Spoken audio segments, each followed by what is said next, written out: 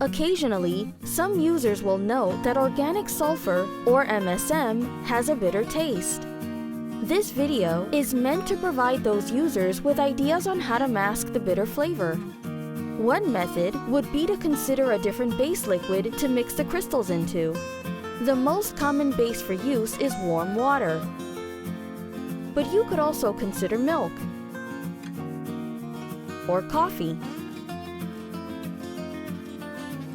Another way to alter flavor is through the use of additional additives, such as citrus juices high in vitamin C, honey, or even a small pinch of salt to counteract the bitterness. To learn more about MSM Organic Sulfur and the benefits you can receive, visit www.organicsulfurhelps.com.